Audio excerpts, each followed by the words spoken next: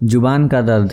यह हिंदी कहानी शायद हम सभी को एक थप्पड़ है जो आगे बढ़ने की होड़ में पीछे को भूलते जा रहे हैं। जमाना मॉडर्न हो रहा है ठीक है, पर संस्कारों को भूल रहा है, यह कहाँ तक सही है। इसका मोल वही समझते हैं जिन्होंने हमारी नींव रखी है, जिन्होंने संस्कृति को बनाने एवं जिंदा रखने के लिए कई कुर्बानी दी है। वही समझते हैं इसका हनन की तकलीफ को। हमें अंदाजा भी नहीं कि हम अपनी आदतों के चलते कितने लोगों की भावनाओं को कुचल देते हैं। आइए एक ऐसी ही कहानी आपको बताते हैं जो मेरी बातों को चरितार्थ करती है। एक समय जब मुगलों का साम्राज्य खत्म होने को था, दिल्ली की सियासत बदल रही थी।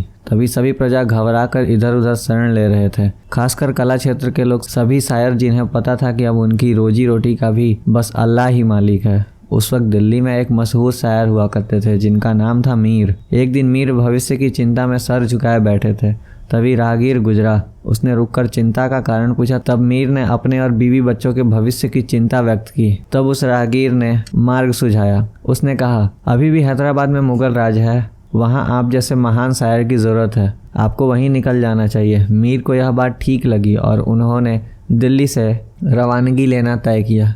कई बैलगाड़ियाँ सभी, जिस पर उनका पूरा परिवार हैदराबाद की तरफ चल पड़ा। सफ़र कई महीनों का था, जिसमें कई शहर, कई संस्कृति के दर्शनों के बाद मंजिल मिलना था। आज वक्त नहीं जो मिनट में उड़ान भरकर दूरियां मिटा दे। मीर भी उस सफ़र पर निकल पड़े। कई जगहों पर रुकते हुए वे आगे बढ़ रहे थे। कुछ दिनों के सफ़र के बाद उनकी पोती ने उनसे बिगड़ी हुई जादू में कुछ बातें कही, जिससे मीर स्तब्ध रह गए। उन्हें एहसास हुआ कई संस्कृति और भाषाओं के मेल से उनकी पोती की भाषा बिगड़ गई है। उर्दू के महान शायर के लिए यह पल अत्यंत दुखदायी था। जिन्हें भाषा में प्रचुरता हासिल थी, उनकी पोती उसी भाषा का अनादर कर रही थी।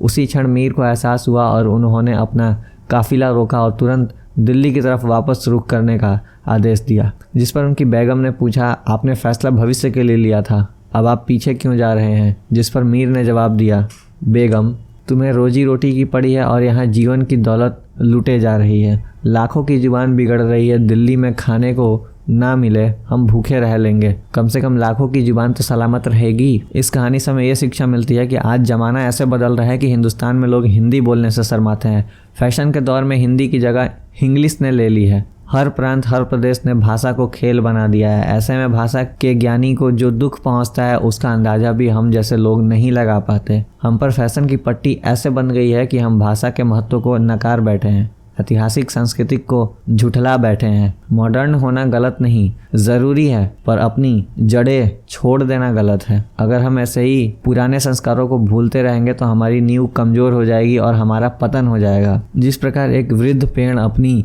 जड़ों का साथ छोड़ देता है, वो एक दिन अपने अस्तित्व को ख़त्म कर देता है। अगर यह कहानी आपको पसंद आई हो तो वीडियो को लाइक करिएगा और ज़्यादा से ज़्यादा शेयर करिएगा। और हमारे चैनल पर अगर आप नए हैं तो सब्सक्राइब ज़रूर करिएगा। धन्यवाद।